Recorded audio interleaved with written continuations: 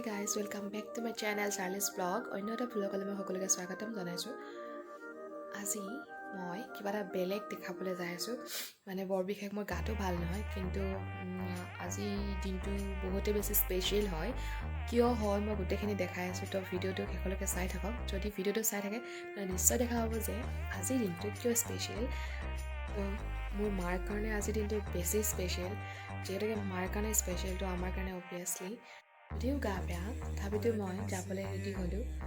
তো আপোনালোকে মোৰ লগত ব্লগটো কণ্টিনিউ কৰি থাকক। মই গোটেইখিনি দেখাবৰ কাৰণে চেষ্টা কৰিম, কিহৰ কাৰণে স্পেচিয়েল কি গোটেইখিনি চাই থাকক ধুনীয়াকৈ।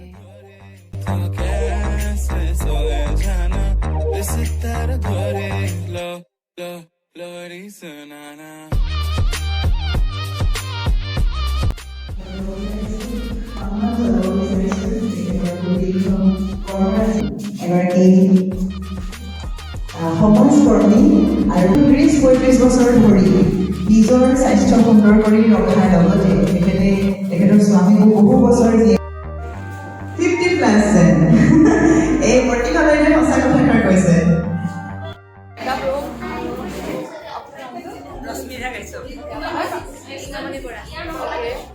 জেগাত কৈছে আৰু গতিকে এগৰাকী মহিলা হিচাপে তেওঁ ইমানখিনি কাম কৰিছে, গতিকে সেই মহিলাই মানে উৎসাহ কৰিবৰ কাৰণে এই বঁটাটো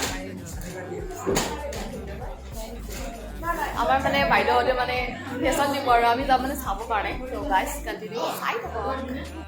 কি হয় তুমি কি কৰিবা?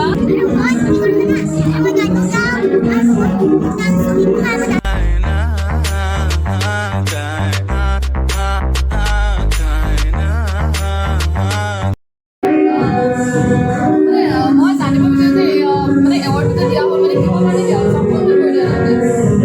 ডক্টৰ নম্ৰতা বৰ্মা, তেখেতে অৰ্গেনাইজাৰ নাৰীশক্তি অসম আৰু মহিলা সুৰক্ষা ফাউণ্ডেশ্যনৰ তেখেত প্ৰেচিডেণ্ট হয়। উত্তমখন মানে ষ্টেটৰ তেখেতে বেছি ভালকৈ কওঁ। আমাৰ ৰাষ্ট্ৰীয় এটা অৰ্গেনাইজেশ্যন আছে, ৰাষ্ট্ৰীয় মহিলা সুৰক্ষা ফাউণ্ডেশ্যন। আমাৰ ভাৰতবৰ্ষৰ প্ৰায় 14খন ষ্টেটত আমাৰ শাখা আছে, বিভিন্ন জেগাত বিভিন্ন ক্ষেত্ৰত কাম কৰি আছে আৰু আমি দেশৰ বিভিন্ন প্ৰান্তৰ মানুহে বিভিন্ন বৰঙণি আগবঢ়াই আছোঁ। আমি এনেকৈ কেইবাটাও কেটেগৰীত মানুহে ভূমিকা বিকাশ কৰি আছে। সকলোকে আমি একত্ৰিত কৰি এখন মঞ্চত আমি প্ৰয়াস এটা লৈছোঁ যে আজিলৈকে আউটলিফমেণ্ট ওমেন এম্পাৱাৰমেণ্ট আউটলিফমেণ্টৰ লগত থকাৰ মানুহৰ প্ৰতিভা সোমাই আছে, গান নাচ চবেই জানে, কিন্তু তেওঁলোকে কিবা এটা প্ৰেৰণামূলক যদি আমি তেওঁলোকক সঁহাৰি নজনাওঁ, মানুহে কেতিয়াবা তেনেকেই থাকি যায়, বয়স হৈ যায় মানুহে। গতিকে আমি নতুন চামক আমি বেছি প্ৰচেষ্টা কৰিছোঁ, যদি ওলাই আনিব পাৰোঁ আমি ফাউণ্ডেশ্যনৰ লগতে ডব্লিউ আৰু ইণ্টাৰনেশ্যনেল আমাৰ অৰ্গেনাইজেশ্যন আছে, আৰু লগত অসমৰ NSA গ্ৰুপ, তিনিটা অৰ্গেনাইজেশ্যন টাই আপ কৰি পেলাই আমি আজি বঁটা প্ৰদান অনুষ্ঠানটো আয়োজন কৰিছোঁ। থেংক ইউ ছ' মাছ। মানে মোৰ মা আৰু ইয়াৰে মানে সহযোগী হ'ব পালে আপোনাৰ কাৰণে থেংক ইউ। ভাল লাগিল নহয়নে?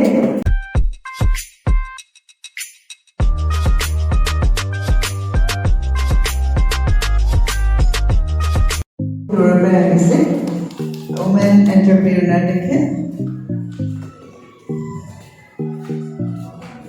বাইদেউৰ চাৰ্টিফিকেটত লাগি থকা ফটোখন বৰ ধুনীয়া, মই দেখিয়ে ভাবিছিলোঁ বাইদেউক আমাৰ ফেশ্বন কণ্টেষ্টটো কৰাব পাৰিলেহেঁতেন।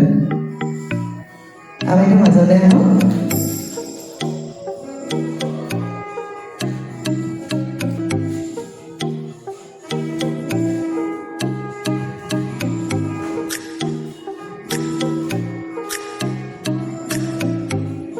ধন্যবাদ বাইদেউ, আপুনি যে আহিল।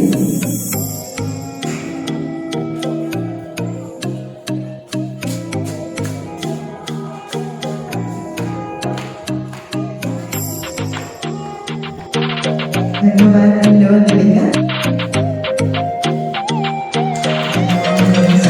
ফাইনেলি গম পালে যে এৱাৰ্ডছটো কিহৰ আছিলে, বিকজ অফ মোৰ মা মানে লাইক ব্যৱসায়ৰ ক্ষেত্ৰত বা লাইক অসমীয়া সাজ পোছাক বা কিবা কিবি এইবোৰত বহুত বেছি লাগি থাকে।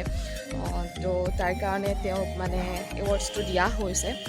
তো বিশেষ মই ইমান নাজানো, কিন্তু যিগৰাকী মানে বা আছিলে তেওঁ বহুত ভালকৈ বুজাই দিছে মই তেওঁ দিছে যে কিহৰ কাৰণে এৱাৰ্ডছটো দিয়া হৈছে অকণমান লাইক মিউজিকটো আহি থকাৰ কাৰণে ধৰক হয়তো ভইচটো ভালকৈ নাহিব পাৰে কিন্তু তেওঁ কমপ্লিটলি ধুনীয়াকৈ বুজাই দিছে যে এৱাৰ্ডছটো আজি কিহৰ কাৰণে লাইক দিয়া হৈছে তো আহি থাকক